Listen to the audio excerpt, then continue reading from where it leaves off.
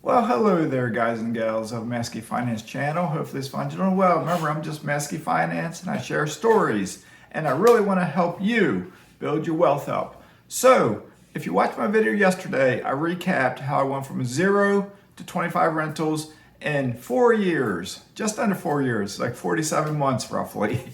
Okay, what I'm going to do, because this probably put a question mark in your mind. Mazske ended up 2020 with 25 rentals. What about 2021, and 2022? I'm going to answer that unasked question, okay? So stay tuned, because remember, Mazske is not a CPA. He's not an attorney, and he's definitely not a financial advisor for you, or for anyone out there.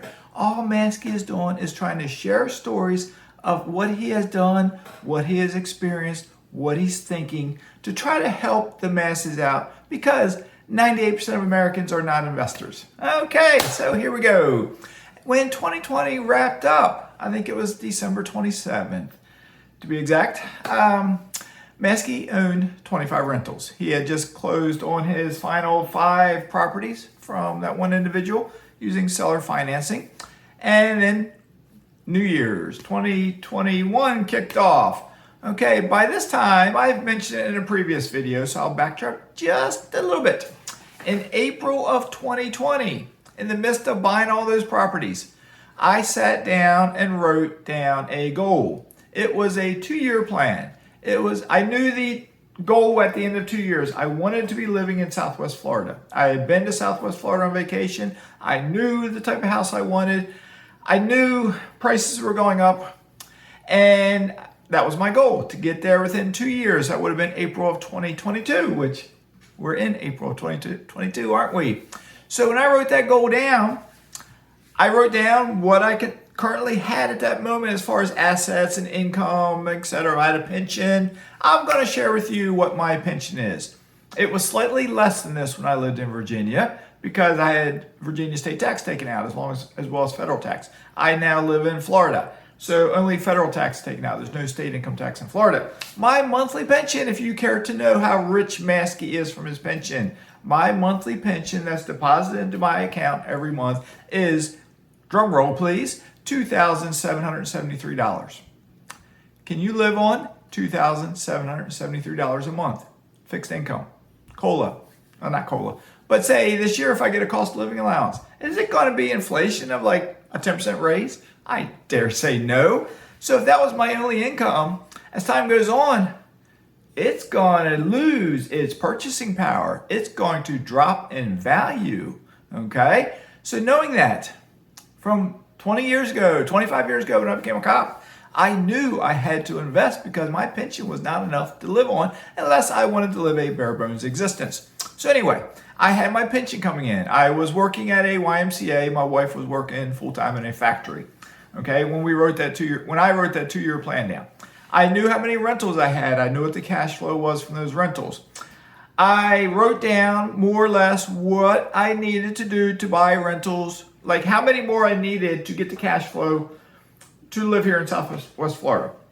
I also toyed with the idea. My personal residence was paid off. Do I sell that personal residence to take that cash to use as a down payment on a house here? Because my house in Virginia is worth probably not even half what a house down here would cost.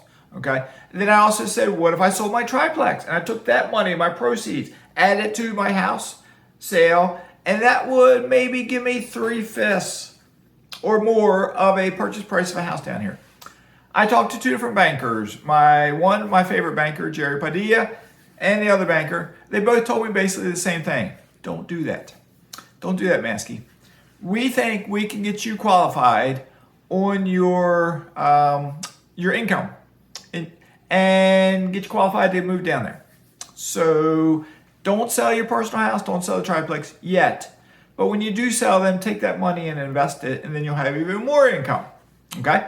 So anyway, I found that out sometime during 2020. Also, I figured my plan out. My plan was to do a cashback refinance to buy those 9 more houses plus the 2 more, 11, et cetera, to wrap up 2020. So anyway, I'm digressing a bit, but I knew my 2-year plan. So as 2021, I remember being in Maryland at the holidays, And I remember talking a little bit about the potential of moving to Florida. And someone asked me, and this was right around the holidays. I can't remember if it was COVID in effect then. Did we change the day? I can't remember now. But I remember someone asked me, when do you think you're going to move? Year, 2, 3, 4? And I remember I responded something to the effect, you never know. It might be sooner rather than later, like as in maybe in a few months. I mean, I just don't know. Because that was, I say, at the holidays in 2020. So as 2020 was turning into 2021, I was looking at houses here in Southwest Florida. I had a realtor that I was in contact with who is a second cousin to me. He's about 20 years older than I am. He lives down here. He's been here for about 20 years, and he's a real estate agent. So I would be in touch with him. And we would look at houses. I'd look at them online. I told him he was my boots on the ground. He was my eyes and my ears and everything. And I would defer to his expertise in this area. And I trusted him. And I think I stressed him out. But as time went on, he looked at, I forget how many houses for me and my wife. And so many were high priced, had issues. But there was one, it was very pretty in the pictures. He was there and he saw I think upwards of 10 manatees in the back canal and somewhere coming out on the land sunning themselves. And I was like, I like that house. So I put an offer on it. And when I got a home inspection done, they uncovered a few things. And when I asked the seller, through my real estate agent about them, it was very vague responses and they did not want to do anything. They refused to even talk about it. I backed out of that situation because it was a little scary. What was he hiding? Okay, so I backed out. So when the house I'm in came available, my cousin says he had been looking at houses, gotten up probably to go to the restroom or something, came back, refreshed his screen, and the house I'm sitting in right now popped up. And when it popped up, he said that has, in quotes, the wow factor that Mazske is looking for at a price that perhaps he can swing. It's in his price range. So he said he called him up. The listing agent and the seller were here, and he came over and talked to both of them and saw the house. He called me and said, this house has the wow factor. I think it's what you want. And it played out. I then contacted Jerry to get my mortgage, and that mortgage was stressful. My cousin got stressed. A lot of stress was involved because as to get a mortgage, it progresses. It's like a 45-day process. I was planning to get a VA loan. VA loan is 0% down. Okay. As it was drawing towards the end, I was told by Jerry I could not get a VA loan. I can't remember now. I think it was to do with my real estate. That's what it was. They would not count real estate, rental property that was bought within the past 2 years or something. It had to be old. Like I would have held it longer, and I didn't hold it. I didn't have it enough. Okay, so I was disqualified for the VA loan. And then Jerry said, "Don't worry. I can get you in one of these home, whatever I think it was a 5% down, unless it was 3% down, whatever, 3.5% down." But he goes, "I can get you in that." And I was just like, how much money will that be? Because we're talking about a fairly high dollar house. And he told me, and I was like, let me think on this, because that's more money than I wanted to spend out of my pocket. I don't know if I have it. And then I ran the numbers, and I looked at it, and I said, if I don't pull the trigger now, prices are going up. It was a tough decision. Me and the missus talked about it, and I said, okay, I'll do it. It's going to take some cash, a lot of cash. So I called Jerry up and said, I'll do it. And he also told me then, this was in the midst of several different phone calls, he goes, a couple other things. You have an outstanding HELOC on your primary residence. You have to pay that off, before you got to pay it off. Or maybe I'm misremembering exactly when I had to pay it off, but I had to pay it off in full. Okay. But the other thing, this is what I had to pay off. I had gotten a 0% interest loan to put windows in my triplex.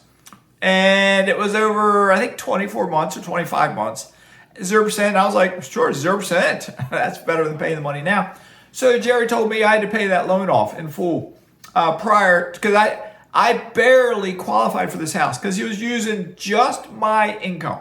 Because the missus was staying in Virginia because our house that we wanted to sell had to get rehabbed.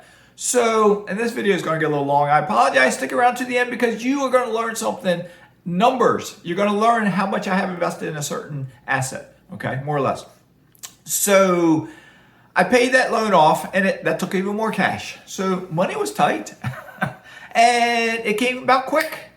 And my buddy Will knows all about it. He came and actually helped me load the moving truck up a little bit, and he drove the moving truck down with me, a 1,000-mile drive. We drove down here, and driving down, I did not know if I was going to close on this house or not. There was some stuff going on. I forget the details. There was so much stress involved. I forget some of the details, but I did not know. I thought I'd close on it, but I remember telling him, I think, I could get down there with all this truck full of junk, and if I don't close on this house, we're not driving that truck back. I'm just going to get rid of everything. I'll give up, because it's like, this is too stressful. But it worked out. But when I got this house, it took a day or two longer. Will had to go back, and I had a moving truck full of boxes that I unloaded 100% by myself in a period of about 2 or 3 hours, which killed me.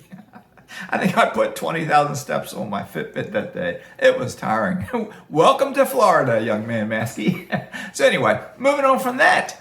While I was down here, my house in Virginia was getting rehabbed. And we ran into one issue after another, because remember, there are supply chain issues. There's issues with contractors. There's issues with materials on back order. Then they come in wrong, and they're on back order, and they come in wrong again, and things get messed up. So I came down here in March. By July or August, we were selling our house, and closing took place in September. So I flew back up there. I was there for closing, and we had a problem in the house the night before closing. And it was something little. But then I was on the phone, I was texting, I was emailing, I was talking, and the day of closing, we signed the day before. We were going to leave the next day, and that was the day of closing where the buyer would sign. And we got a late start because I had to wait for a contractor to come in and fix something that they did not fix right the first time. Contractors, they'll frustrate you to death sometimes, but you gotta love them, because without contractors, where would we be? We gotta fix their stuff. So anyway, the missus came down here. The house sold. It was paid off. My HELOC had to get paid off prior to selling the house. It was small, like $5,000, but that was paid off. So the only debt we had was the missus' car. We got some debt on that. It's a 1.9% interest rate, so I'm not too worried about paying it off quicker. Even though I'm going to pay it off fast. It's getting there. It's getting there. It's very close to getting paid off. So anyway, Maskey still had 25 rentals. We're in the fall of 2021. He still had 25 rentals. But Maskey wanted to sell his triplex. Maskey got money in from selling his house in September. So what Maskey did, Maskey was trying to buy 14 houses, is what he was trying to do. He was going to take the money from his primary residence, and he was going to buy 14 houses from the individual who had sold him 9. But that just stressed him out because the seller, every house had issues. The seller was not responsive. There was work that needed to be done. I was chomping at the bit because we had to. The day I closed on my house in Virginia, I literally wanted the next day or two to start deploying the money to buy those houses so we would have income. So we would have immediate income, because my wife would be quitting her job, which was in a factory. And we were going to be losing that income, all of that income, okay? And she was making by that time a little bit more than I topped out at in the police department. So we're just going to lose that, okay? So anyway, leading up to it, enough things happened that I said, nope, I'm not buying any of those 14 houses. It was just too much. It was too much stress. I couldn't do it. And it was just, I wasn't going to buy 14 houses that every single house would need to be rehabbed. Because some of his 9 houses last summer, in the fall, sometime in there, I had to rehab one for like $11,500. Put a roof on another, $5,000. Put another $7,000 into another one. It was just money. All right, so anyway, I digress. So what did Maskey do with the money from selling his house? Well, Maskey started buying more mineral rights acreage. Maskey had made his first investment in oil drilling in December of 2020. He put $25,000 into oil drilling. He also put roughly, I think, $25,000 into mineral rights from his self-directed IRA back in the fall, December of 2020. In 2021, he put a little bit more money into oil drilling and a little bit more money into mineral rights. But then when he sold his house, and this was all, the mineral rights was all in his self-directed IRA and the Mrs. self-directed IRA at that point. So then when he sold his house, he was getting income from both the oil drilling and from the mineral rights. But then he basically took the house money, and he being me, talking in, I think, the third person, took that money. Think about this. If you have a house that's paid off, or you own a house that you're paying off, would you do this? I basically took that money and started deploying it into buying mineral rights acreage. Okay? When you buy mineral rights acreage, they tell you you will need approximately 180 days to start getting your revenue check. 180 days, that's 6 months. All right? 6 months is coming to fruition now from September when I bought my first. September, October, November, December, January, February, I bought some. And starting, I think, in a week or so, I should start getting the first revenue check from that first portfolio, the first mineral acreage that I bought back in September.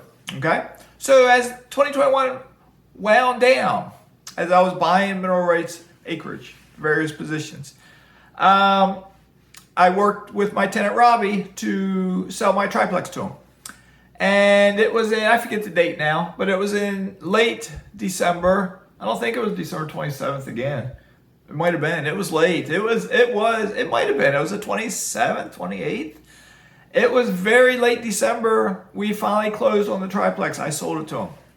And I had to get that money ASAP because I wanted to put basically the bulk of my proceeds from that into the oil drilling investment. Why did I want, it was a time crunch. Why did I want to do that? Because if I put it into the oil drilling before the end of the year, I would get a write-off on my 2021 taxes. Okay, so as soon as I got the money, as soon as it hit my account, I was basically wiring it out to the oil drilling. And it was a chunk of money. And got it in there before the deadline. So it counts towards this year. Okay, so now here's the drum roll answer if you're still hanging around. How much money does Mazske have invested in oil drilling and mineral rights acreage? Okay, how much money? And here's the other question. Mazske, you did have 25 rentals in 4 years. And you sold the triplex. If we understood you right, you now have 22. Yes, I did have 22. Okay, so the first question is, how much money do I have invested in oil drilling and mineral rights? Let me open up my spreadsheet. Okay, I'll tell you, more or less. All right, I have, between two self-directed IRAs, I have a total of 4 positions in mineral rights acreage. All right, between two, the missus and myself, between two self-directed IRAs, we have 4 positions. We own roughly 3, 4, 6, I don't know, 6.5 acres, just ballparking it roughly. All right, then not in the self-directed IRA. We have 2, 3, 4, 5, 6, 7, 8, 9. I think 9 acres, additional acres of mineral rights acreage. Okay. Then I have a investment in oil drilling. My investment in oil drilling and my investment in mineral rights acreage are not 50-50, but maybe 60-40, maybe something like that. Okay. So all together we have, drum roll please, just shy a bit. Let's say roughly shy of $500,000, roughly $450,000. Okay. So Mazske, who is a real estate investor who took 4 years to get up to 25 rentals, now has almost $500,000 invested in oil and natural gas, basically. Oil, natural gas, liquid natural gas, and water. Okay, mineral rights, oil drilling. All right, so that's what's been transpiring there. But then in 2022, remember I was down to 22 rentals. I want to get back up to 25. So then I've done a couple things. If you watch my videos, you'll find a video about Kiave. I bought a house in the Windy City using Kiave as my lender, and I'm doing a bridge loan, in quotes, a hard money loan. All right. So that house needed to be rehabbed. It would not qualify for a conventional mortgage. I was trying to get a conventional mortgage. It would not qualify because it needed too much work. All right, so we are doing a rehab on it now as we speak. A rehab's being done. I just paid my first interest-only payment, $671, just on the first of this month. Came out. I didn't pay it. It came out of my bank account because that's what they do. They take it out. All right, so anyway, once I get more work done and I pay more, I'm going to submit it for a draw payment. Like, I have a loan covering buying the house and the total rehab. The lender gave me a high rehab. In reality, our rehab is going to be down here. Okay. So every time I draw money, because I'm paying interest on the entire amount, the entire buy price and the rehab money, I'm paying interest on the entire amount. I think that's how it works. So once I get some more payments made for the rehab work, I'm going to submit it to get a draw payment, and they'll basically, if I do it right, they'll reimburse me the money. Okay. Once it's completed, hopefully in 2 weeks or so, then they'll send an inspector out, and as long as it passes the inspection, I can do a cashback refinance, and we'll see what interest rate I get. So I got that house. I then bought 2 more houses. I bought one, a second one in the Windy City, and I paid cash for that one. It needed work also. So I paid cash for that one, and that one, rehab work is started on that one as well. The cleaning up, the taking out of the junk that was left in there. All right, so the cleaning up's getting done. I paid for that. I don't have any mortgage on that because I paid cash for it, and I'm paying cash to rehab it. But once that one's done, I will also attempt to refinance that through Kiave. Because once I refinance, I should get my cash back. Then I bought another house in Gary, Indiana. And I paid cash for that house. That one I found on the MLS. All 3 of these houses were on the MLS. Remember, there's no deals out there, right? There's no deals. All 3 of these houses were listed on the MLS. All right, 2 in the Windy City, 1 in Gary, Indiana. So I paid cash for the one in Gary. The one in Gary had 8 offers on it. I was the only one that put an escalation clause on buying it. So I won $500 higher than the next highest offer, and I got it.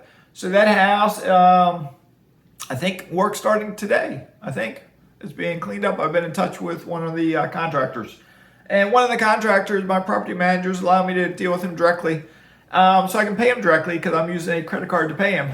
And then, because I'm trying to get a sign-up bonus. Remember, I've talked about credit cards.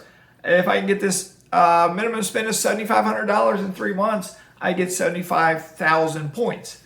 And I want to get those points. So this contractor is not a very expensive contractor, but still, $1 is $1. So every dollar I put on the credit card, I'm $1 closer to that $7,500 minimum spend. So it's progressing.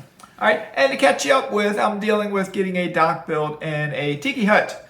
All right, I put the deposit down last October, and it's now April. I'm being told now, maybe by the end of April. It was supposed to be in March. Now by the end of April, to start. It won't be finished by then. It might not be finished till June. So we'll see. Eventually, if this channel survives, you'll see a video of me sitting under a tiki hut, hopefully. All right, so I know this is getting long, but I wanted to catch you up to date. All right, I started basically in 2016, and I've brought you up to present day. Oh, one thing I'm forgetting. How did Mazske pay cash for 2 different houses recently? Figure it out. I have given you the answer in a prior video at some point. So, which one of you knows that answer? All right, that's enough for today. This video is getting long. Millennial Mike was supposed to be on my channel yesterday. He got called back into work because he's still a working man. Hopefully he'll be on my channel soon. And you will hear an idea that I have for him to get him from his current 8 rentals up perhaps into the 20s with his rental properties. If I can do it for him, I can do it for you. Just watch my channel, share my channel, subscribe to my channel, like my videos, and if you listen to my stories of what I have done, you can get your own ideas how you can be creative to build your own wealth through buying real estate, stocks, crypto, oil drilling, mineral rights acreage. All right? It's up to you. It's up to you. Just look in the mirror. That's the person it's up to. It's up to you. All right, good enough. This video is long. Mazske is signing out.